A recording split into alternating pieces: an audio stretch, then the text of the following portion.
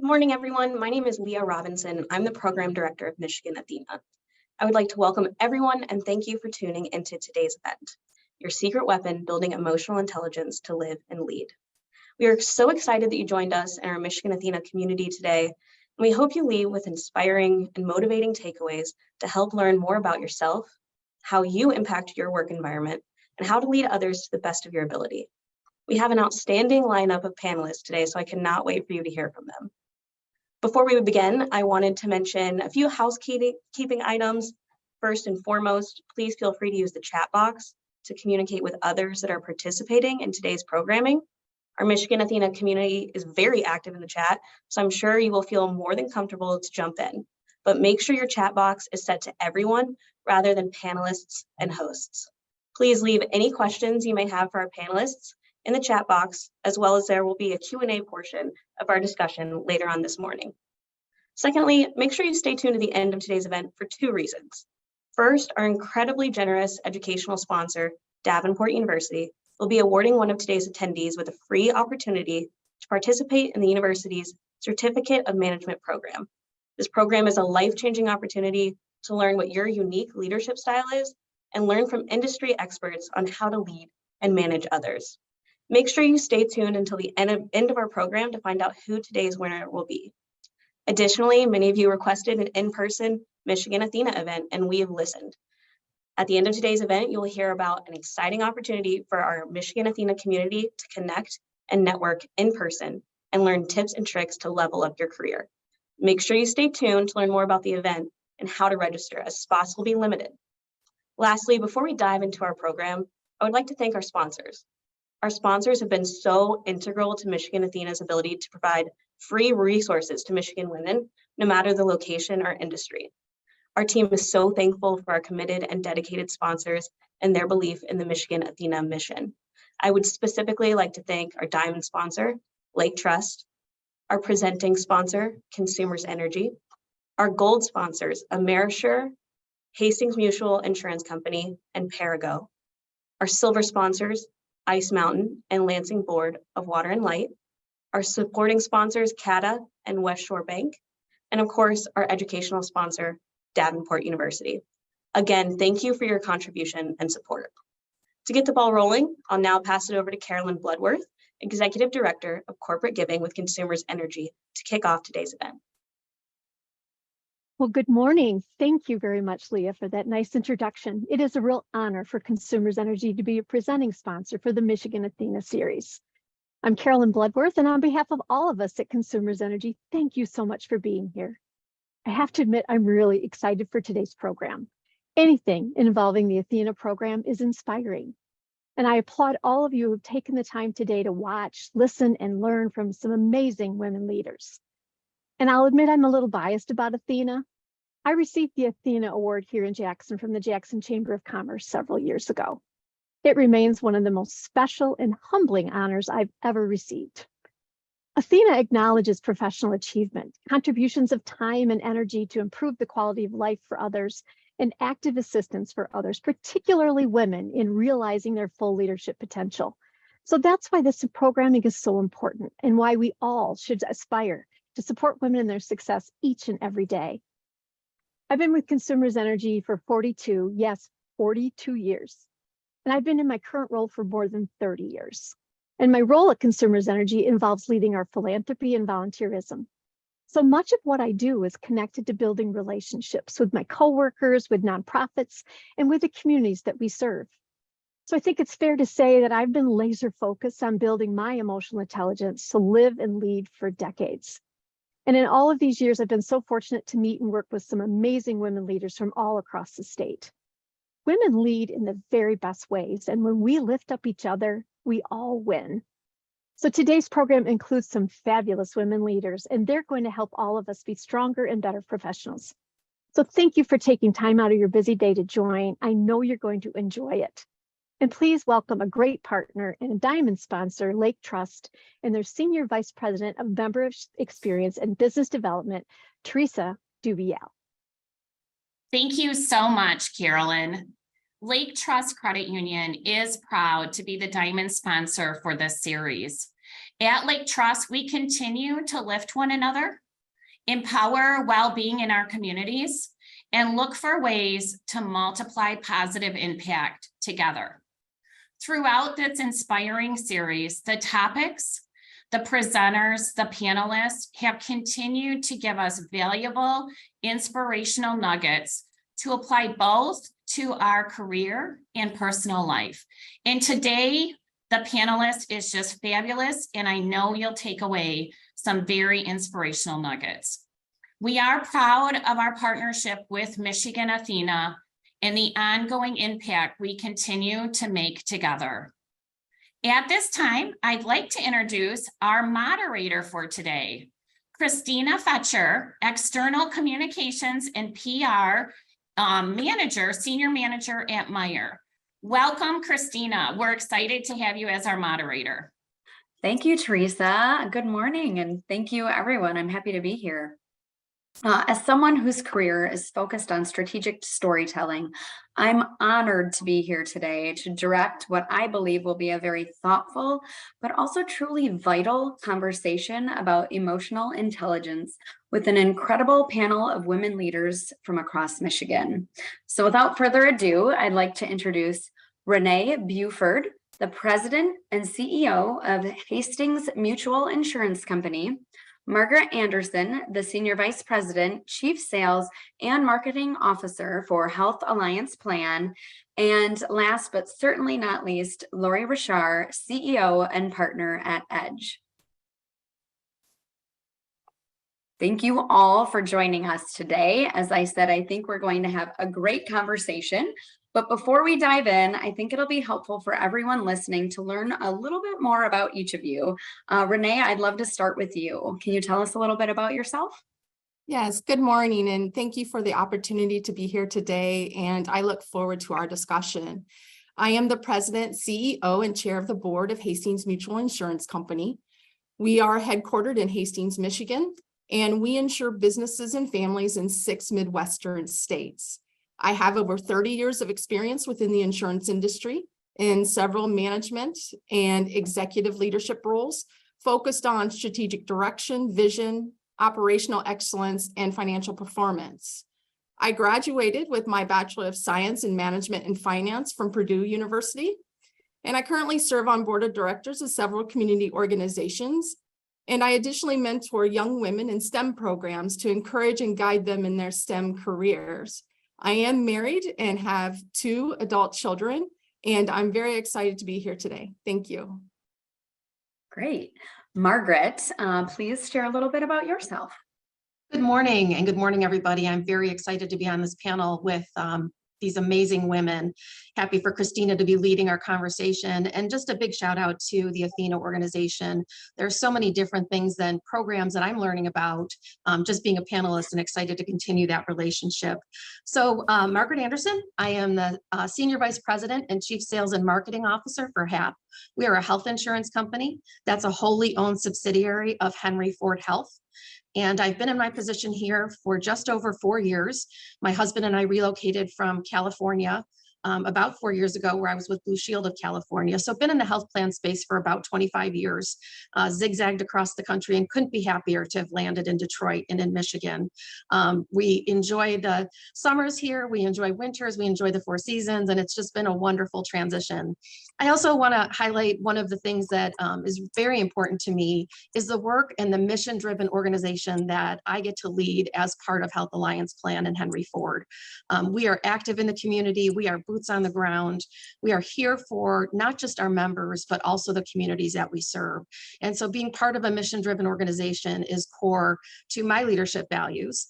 And happy that I have the opportunity to lead here at HAP. So I am married, and I have 2 wonderful puppies at home that are the loves of my life, and a daughter who's 28 years old. I still can't believe I'm saying that, who lives in Chicago, but was a University of Michigan grad. So thank you again so much for having me. Looking forward to the discussion.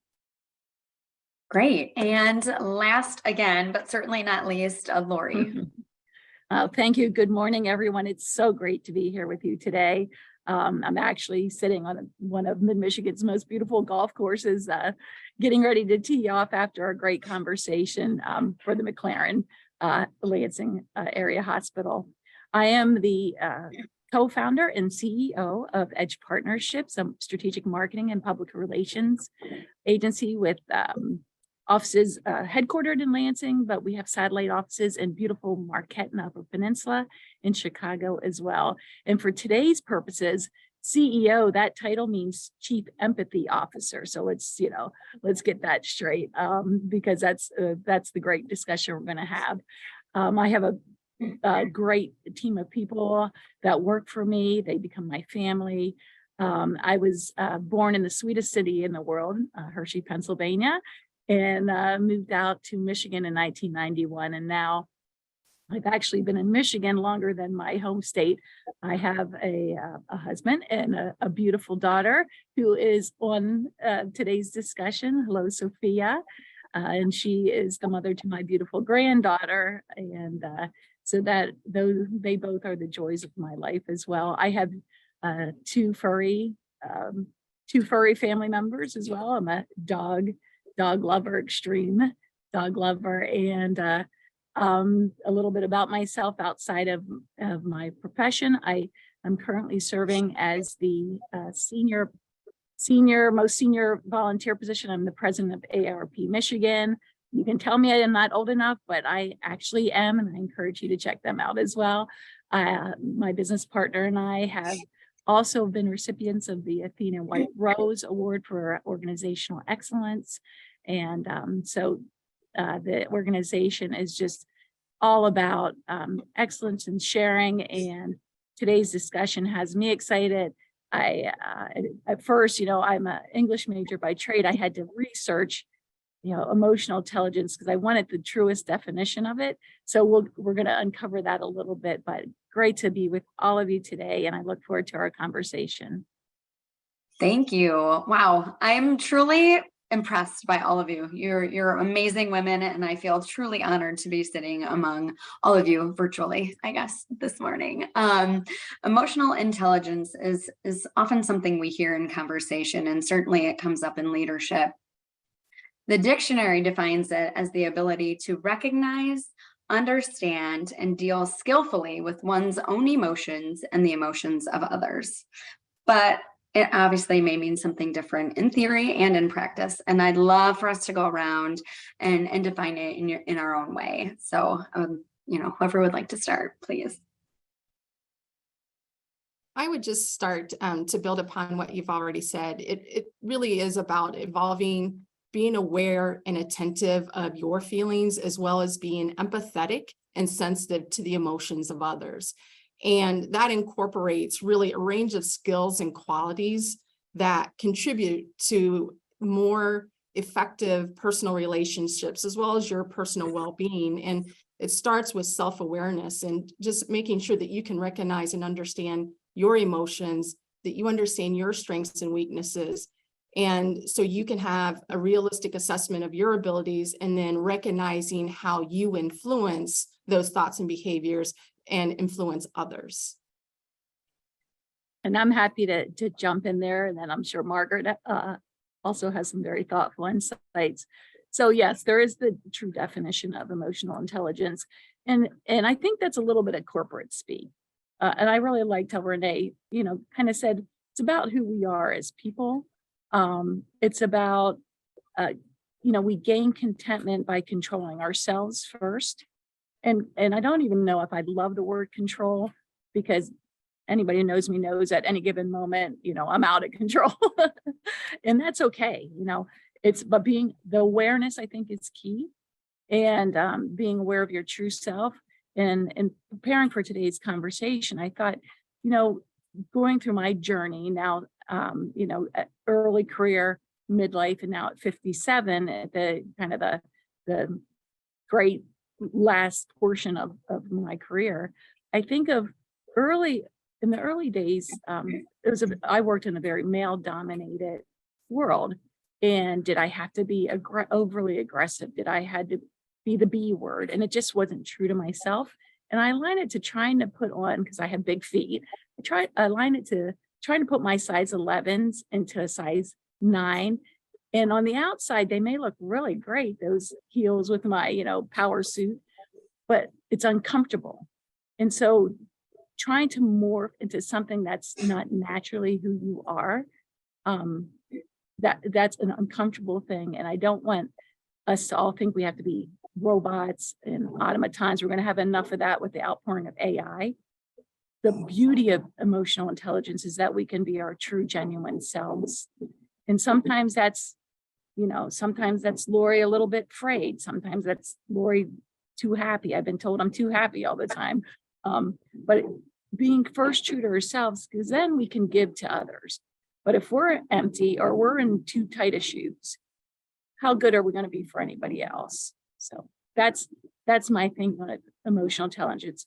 Really, it starts at the core, and then we can give to others.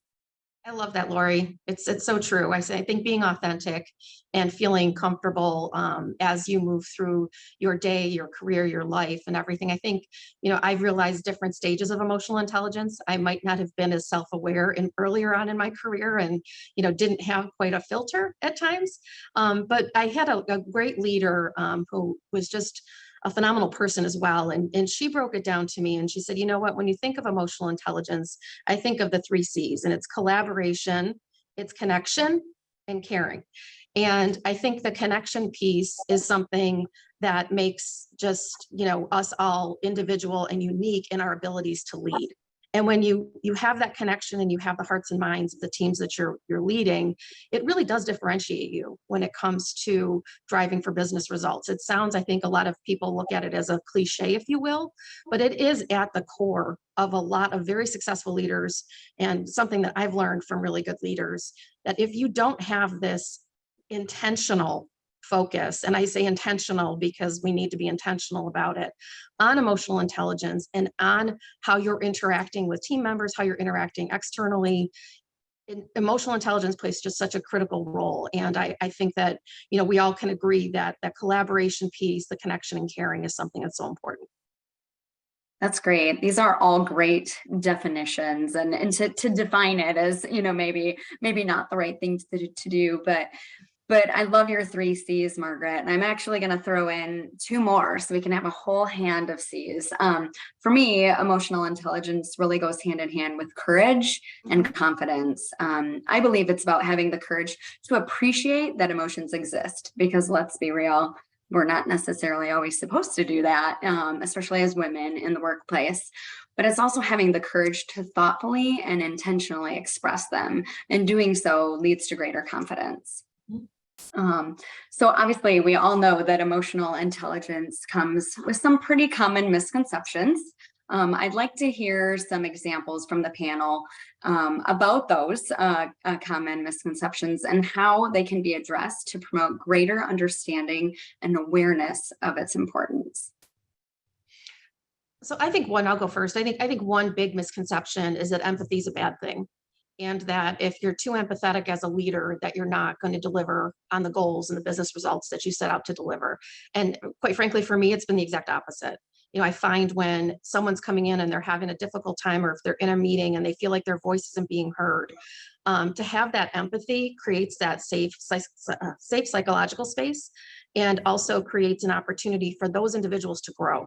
And I think that there's a misconception that sometimes empathy is quote unquote soft. And I think it's the opposite. I think if you can create an empathetic environment and think about listening to other people's needs, it actually not only helps me as a leader, but it helps the people in the room as well.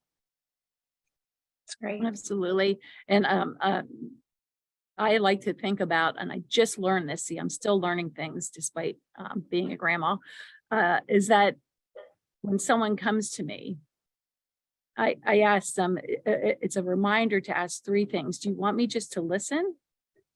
Do you want me to advise? Or do you just want a hug? And I just shared that with my daughter this week, because I jump right into that advisory role. And I want to fix things, and I want to tell people how to do things. So it's really a preface to having a good conversation. Sometimes someone just wants to share what they're feeling, and that's okay. Sometimes I do want your advice. I've been there, you've been there, you've experienced this, Lori. How can you help me navigate this situation? And again, that's a dual personal in my personal life, as well as in my professional life. And I go back to back in my late 20s, I had somebody who was a dynamo in the public relations world tells me, you know, Lori, you're about the nicest person I know, but nice doesn't get it done. And it rubbed me the wrong way then, but for some reason, it stuck in my crawl space for all these years. And I thought about it. Yeah, if you're just nice and not effective or not productive or not any other, adjective you want to use, just smiling all day long, people wonder what you're up to, first of all. But yeah, it is coupled with other things. But I really, at the top of my note sheet, I have in big bold letters, kindness. And if there's one takeaway, kindness is, it's easy. And what kindness does is it generates relationships, and people want to be around you. They want to work with you. They want to give you their very best. And so, yeah, do I have bad days? But there's nothing wrong with saying, hey, I'm a little off today. And I'm going to, it's going to be a quiet Lori office day, but I don't have many of those. But it's okay. And again, I just want to emphasize, we are not robots. We're not artificial intelligence. We're emotional intelligence. And especially coming off of COVID, we have so many mental health issues people are trying to navigate, and they can't just check it at the door of the workplace. They bring it in, and they need empathy, and they need help, and they need care. And so let's not forget, we've been through a historic time, and there's never been, and I think that's why today's session is so well attended. People are thirsty to get this knowledge, to understand and to embrace emotional intelligence. Great, Renee. I agree with Lori. It's as a woman in a male-dominated field, at times when you are aggressive or what they perceive to be aggressive, they feel that you're being guided by emotions. And so when they speak about emotional intelligence, it's sometimes they're always trying to say that your emotions are guiding your every decision. And that's really not what it's about. We are all different, and we come from different backgrounds. We come from different experiences. And how I may deal with an issue is going to be different than how Lori or Margaret is going to deal with the issue.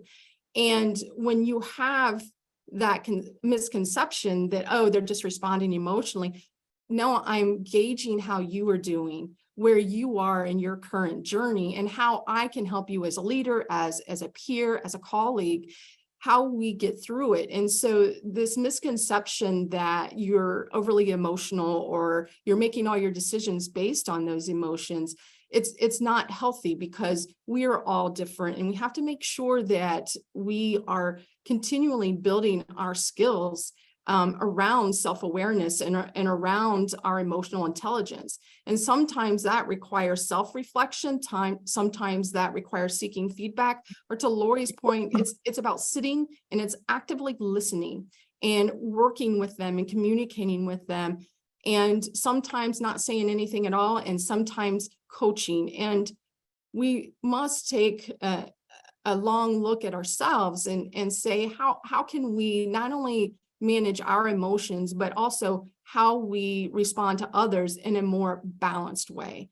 And it's really not being controlled by those emotions. It's really working with yours and working with theirs to really work together and collaborate to build success. And in that dominated world, sometimes showing that empathy or that emotion can be misconstrued as that we're sympathetic or that we cannot meet our goals, and that's simply not the case. And that's why emotional intelligence is such a critical part of leadership for me.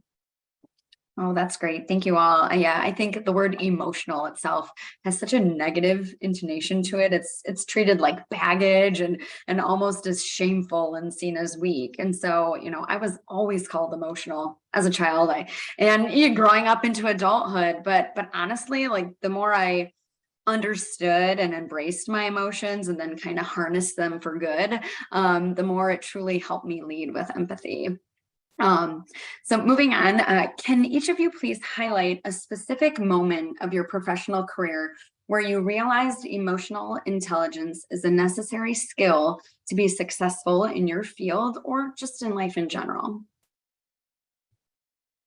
Renee, can I put you on the spot? Okay. Can I have you go first? Absolutely. So as an insurance company, our main purpose is really to protect our policyholders and make them whole again after a loss.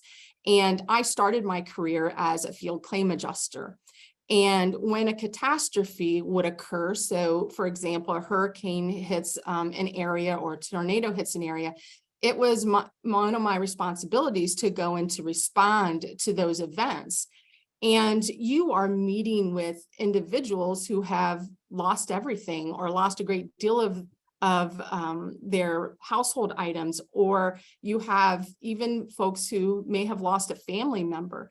So you're walking into a catastrophe where you have very highly emotional, frustrated, scared individuals. And a lot of times they just wanted you to sit and listen to them. They just needed someone to listen to their pain and what they are working through. And can you help them?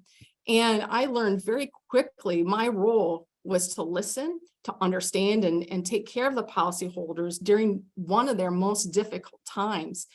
And that ability to adapt to those changing circumstances and to handle the stress, but also maintaining my composure and maintaining balance with my emotions and their emotions to make sure that we could build a relationship. So where we have empathy and conflict resolution, we could resolve their losses.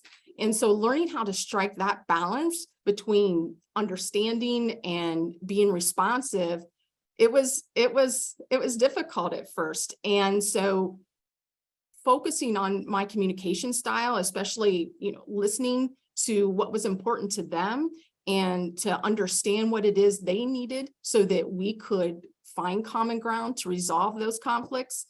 It took a great deal of emotional intelligence. And I spent a great deal of time responding and learning how to adapt my approach to different individuals to remain flexible and guide our policyholders through those situations. And so when you start your career like that, and every person that you speak to, they're in a state that is very highly,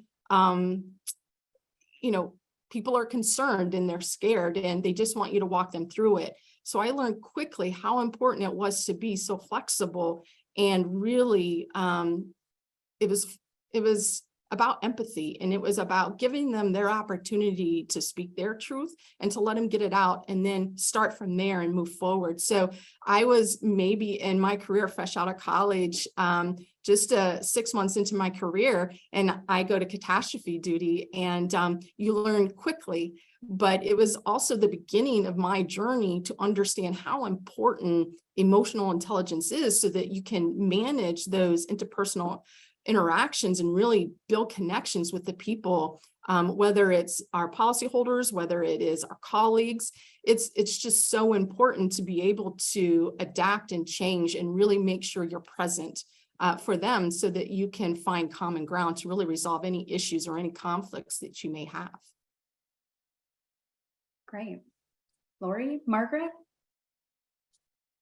I can share. So I would say at my last organization, and similar to Lori and Renee, I work in a very heavily male-dominated field, and so I've had to kind of earn my stripes, right, coming up in the ranks, and really developed a strong technical skill set, which allowed me to have a great career progression. And when I got to Blue Shield of California, they were going through significant leadership changes. The leader that I was replacing was well-revered, well-liked, but unfortunately wasn't getting the business results that the company needed. And I walked in, and it's one of those things when you can walk into a room and you can just feel the tension. And I took a second, and I was, I had my talking points all prepared. I took a second, and then I thought about, what are they thinking? Like, what's intrinsic to the folks that are in this room, and what's motivating them internally? And so we took some time, and I just listened. I was pretty vulnerable. I had a lot of humility and was very curious, and just sitting and talking with the team and letting them, share their true feelings and letting them know, look, you're in a safe space. I'm here to learn. I mean, you all know more than I do. I might have a different title, but that doesn't mean that I'm smarter than you. And so I'm here to learn, and I'm here to, really understand how I can remove barriers to your success. And, we got, I think, to a better place faster in terms of our business performance because we had that critical conversation when I started, and they knew that I wasn't going to be sitting there saying, I'm turning over 50% of this team. I can't deal with these business results. Now it's interesting because about 40% of them self-selected out after a year. So while they enjoyed the empathetic environment and approach, maybe this wasn't for them in terms of being accountable leaders. But I think being respectful of where people are at on their career journey and on their path. Not everybody, wants that next promotion. Not everybody wants to, be out there in front and speaking to, 500 people at an event. And really listening and understanding what drives people intrinsically is something that I think is critical. And, again, I have a lot of humility. I'm constantly saying, look, I'm not the smartest person in the room. You guys know way more about this than I do. And being vulnerable, I think, is critical. So that was a time in my career that I look back and I think, what, I probably did it okay. I'm probably self-critical, but that's one that I probably think I handled well for that team. And I'm still friends with and colleagues with many of them today. That's great. I have stories. A little bit different twist is that the lessons I learned from those who were in, I use the quote marks, leadership positions. Early in my career, I worked at the state House of Representatives, and I had a great speaker I worked with, and I had a personal hardship occur in my life very suddenly. And the way he supported me in a very empathetic and kind way, because I was young, I was still earning my stripes, if you will. That example early in my career will never be forgotten. And so we are going to have hardships in our life. I always go, is somebody going to die if this news release doesn't go out this minute? So I don't have a life or death position in life, profession. And so that empathy early on, then my second part of my career, I worked, and again, that to me was an example of leadership. His emotional intelligence.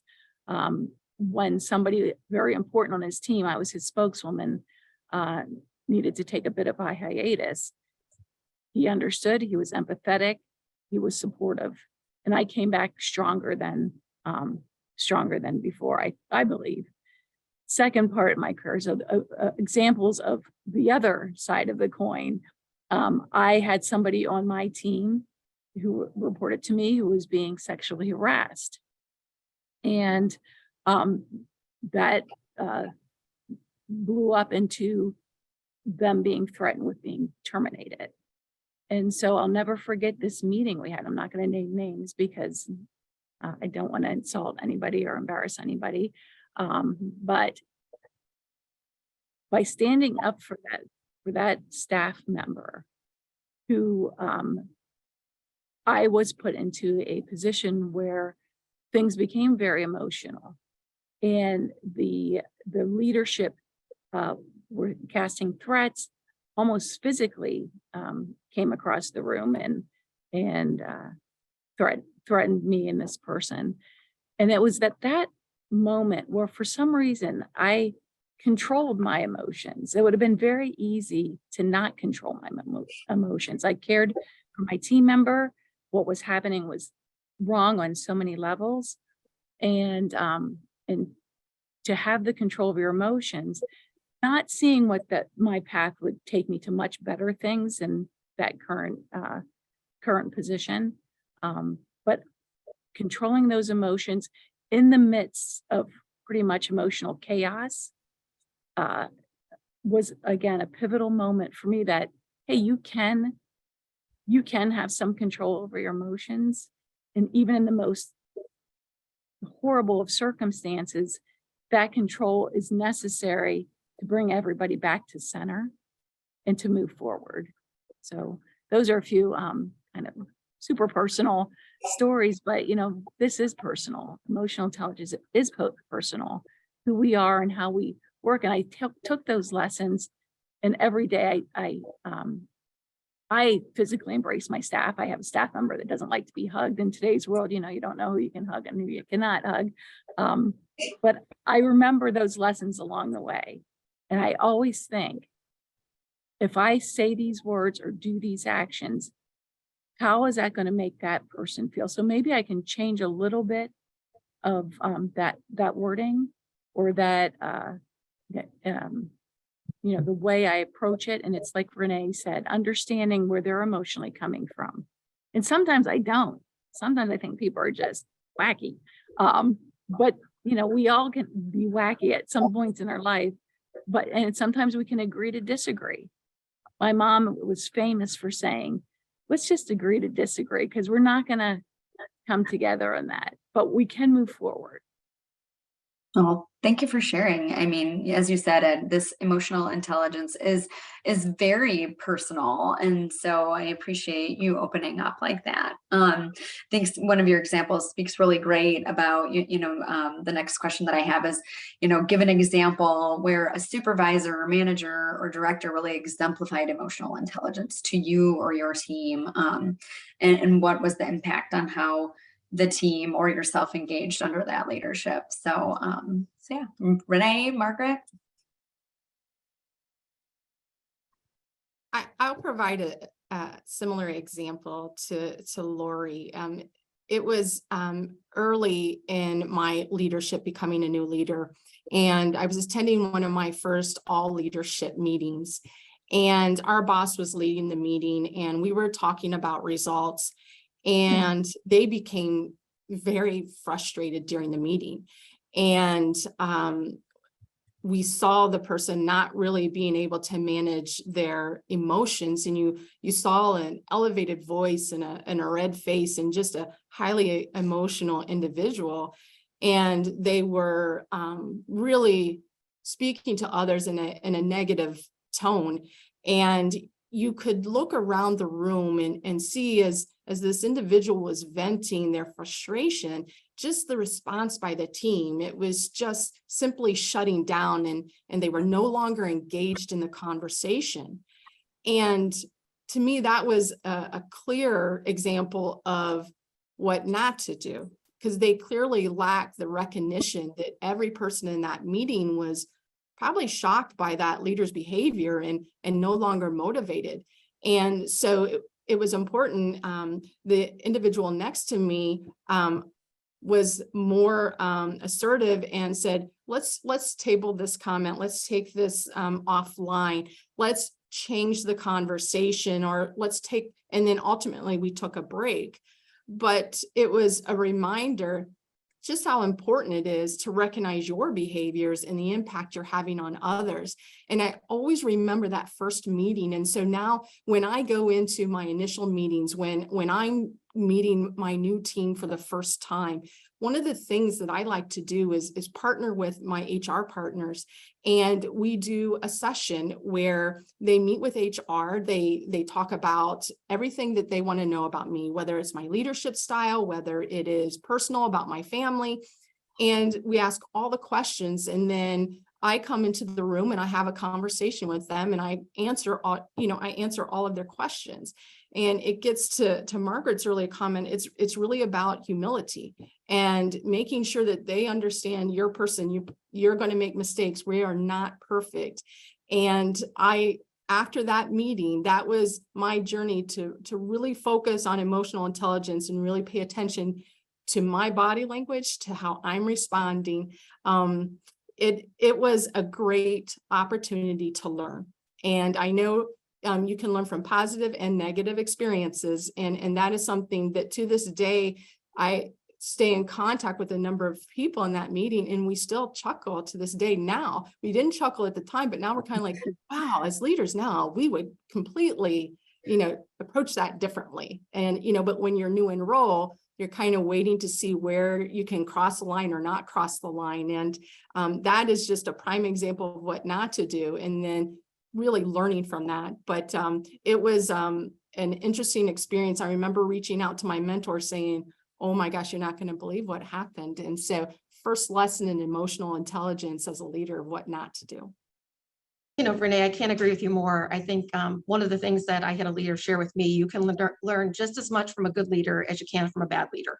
And, you know, learning about yourself. And I'll give credit to my current boss. I think as you evolve in your career, no, I certainly haven't mastered the art of emotional intelligence, but our CEO was actually an OBGYN by trade. He practiced here in Michigan for 20 years and decided to get into the health plan space. And so he's been in this space for about 8 years, and he's quick to say, hey, look, I'm just an OBGYN. I don't know what are you guys doing?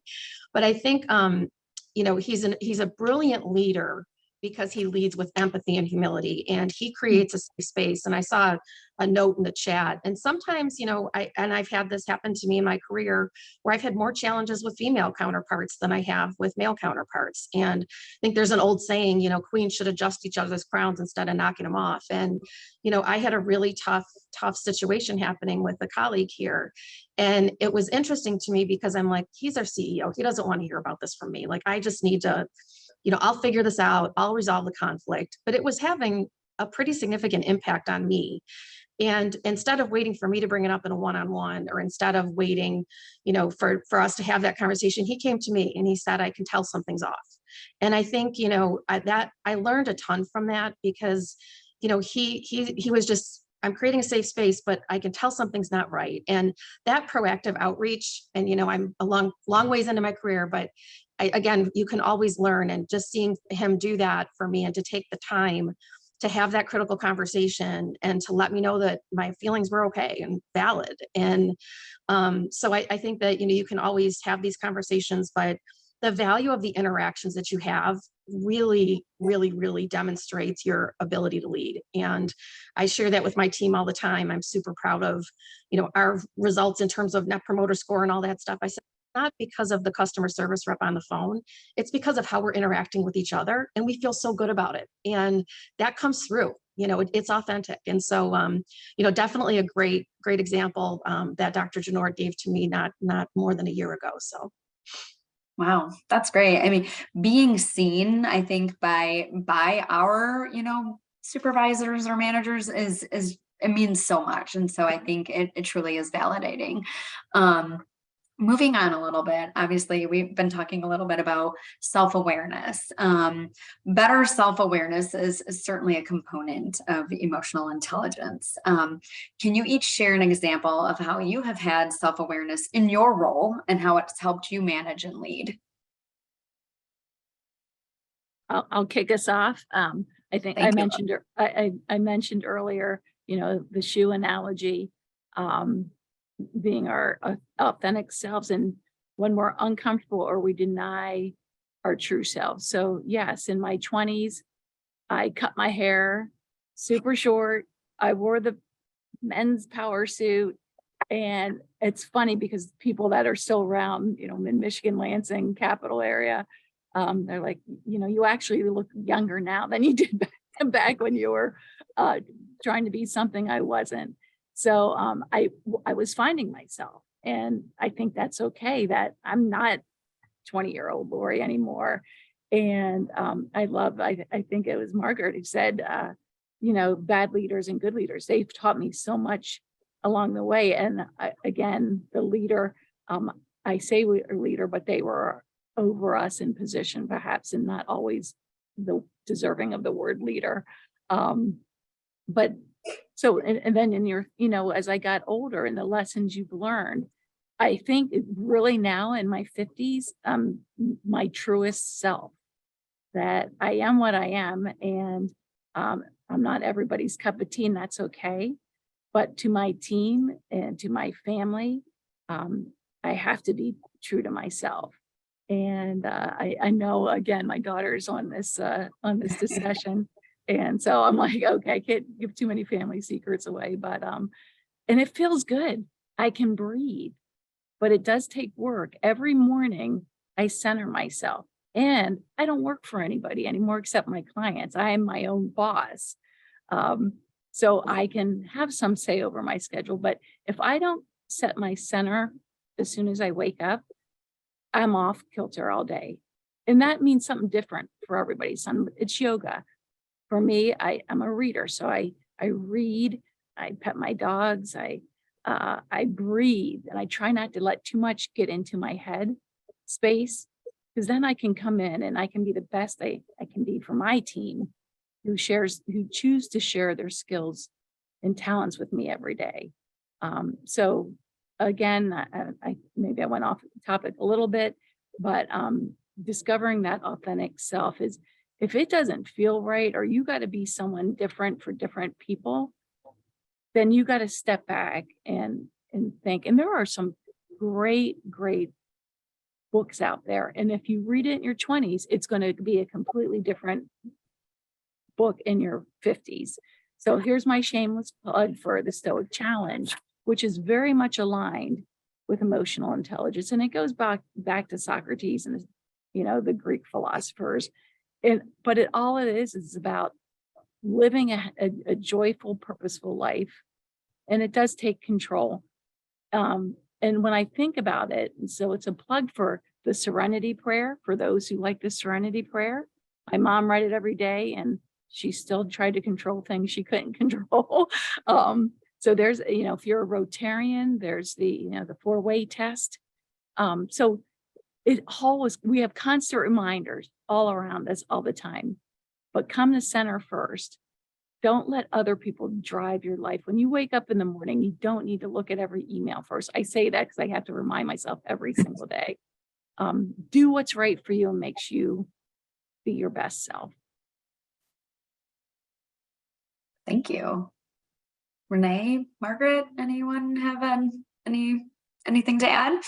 I would just add about being your authentic self is to also remember where you came from. And when you were the only one in the room, make sure that you're creating an environment where everyone feels welcome.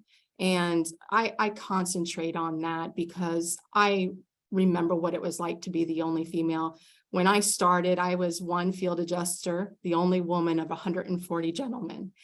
And so I take that into account when I am conducting meetings and I find someone who may not be participating.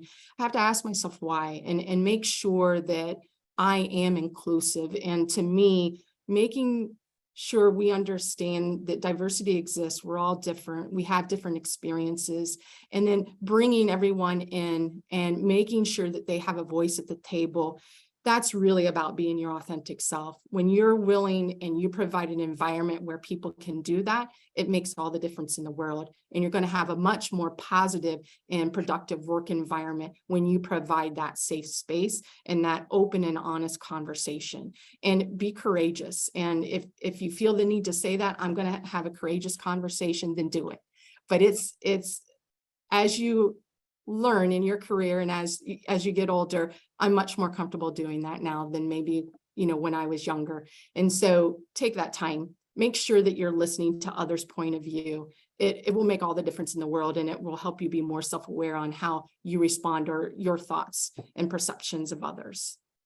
Yeah, I think you're right. And I think it goes back to the concept of intentionality, right? And I will be very transparent. I'm a horrible poker player. So if you guys, you can always read my face. So if anyone wants to win a lot of money, you can play poker with me or euchre, whatever.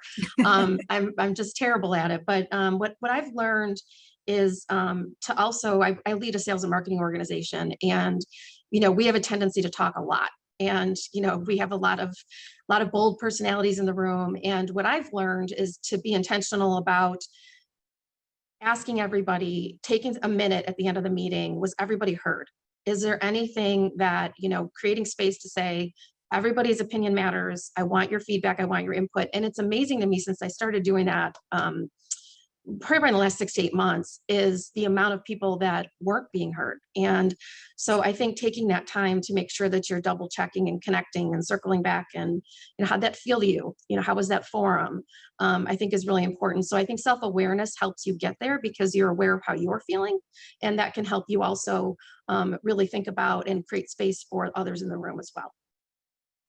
Great. Much like all of you on the panel, my role at Meyer comes with high visibility, both internally and externally.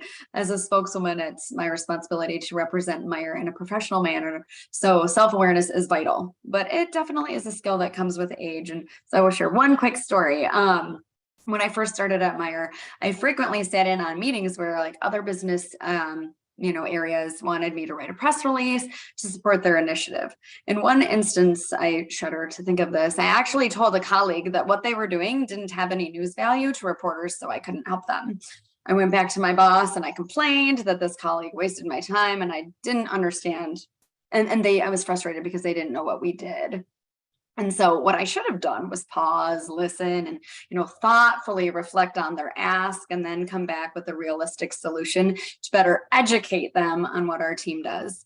I should have seen it as an opportunity when instead I honestly just closed the door. So needless to say, my actual message did not land well, and my personal brand was at risk of being labeled as someone who said no and was not a good partner. But my boss, he pulled me aside and really shared in a nice way what I couldn't see in myself. And so now that is an example that I use with everyone on my team, which leads me to my next question of what steps can someone take to increase their level of self-awareness and truly connect with who they are and their emotional intelligence? I have a few tips that, they work for some and they work at sometimes and not for others. Something I learned in the midst of my pursuing my MBA is this 180 idea, where you sit with someone who, to start off, it's someone you have some trust in, and you ask them, what are my 5 strengths that you perceive? And what are 5 things I can work on? It's a really hard thing to do. I don't like hearing that I talk too much, or that, I'm too this or too that.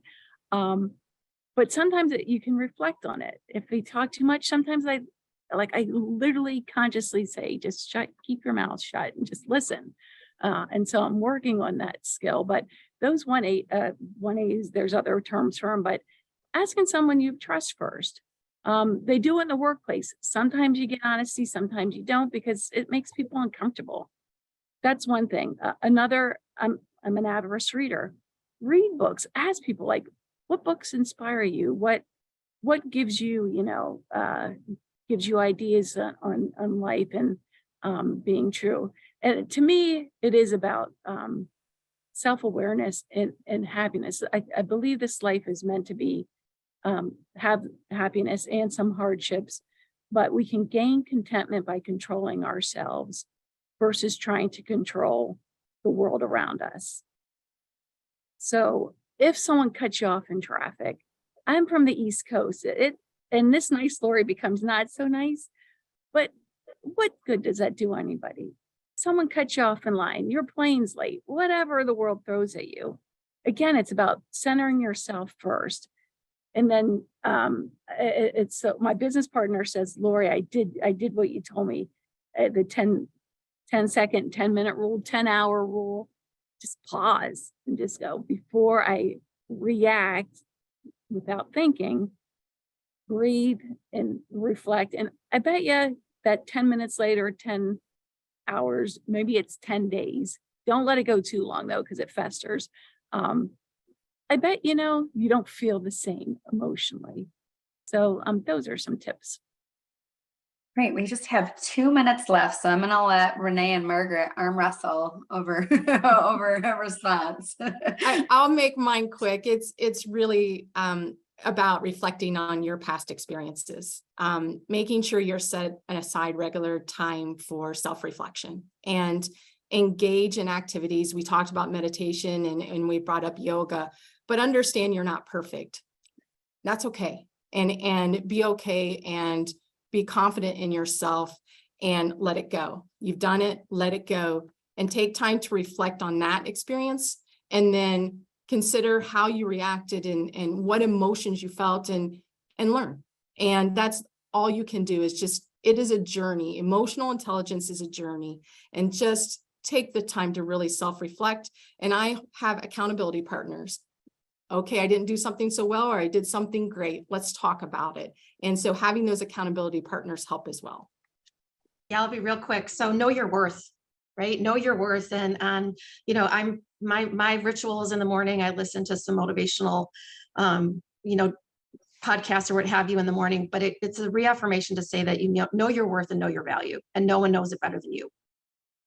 Oh, that's great. Thank you all. Clearly, we have more questions, but I think we need a round 2 of this conversation, because there's so much vital information and just great nuggets to share.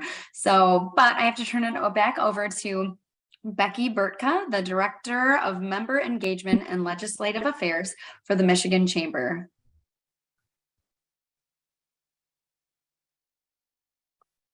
Good morning. Sorry, my camera's adjusting here. Good morning. My name is Becky Burtka, and I'm the Director of Member Engagement and Legislative Affairs for the Michigan Chamber. I just want to extend a very special thank you to our moderator and panelists. I can't believe it's already 10:55. We've had an incredibly impactful presentation today with lots of inspiring stories that we've heard to help improve ourselves both in and out of the workplace. So I hope, and we hope, that you leave here today with motivation and a lot of valuable takeaways. Also want to give a shout out. Many of you attending today are proud members of the Michigan Chamber, and for that I say thank you. Our members are at the center of what we do here at the Chamber, and our sole mission is to help Michigan businesses succeed. And if you're interested in joining our membership community, let's get you on board. I'd love to hear from you personally and discover how we can continue to help you. So please don't hesitate to reach out to me. My email is bburtka, BURTKA @michamber.com. Also, sponsors are vital to this programming for this event, but also all of our 2023 events, and they would not be possible without all of the sponsors that we have. I would like to recognize our diamond sponsor, Lake Trust, our presenting sponsor, Consumers Energy, our gold sponsors, Amerisure, Hastings Mutual Insurance Company, and Parago, our silver sponsors, Ice Mountain and Lansing BWL, our supporting sponsors, CATA and West Shore Bank, and our educational sponsor, Davenport University. We truly appreciate this incredible lineup of sponsors and all that you do. So we have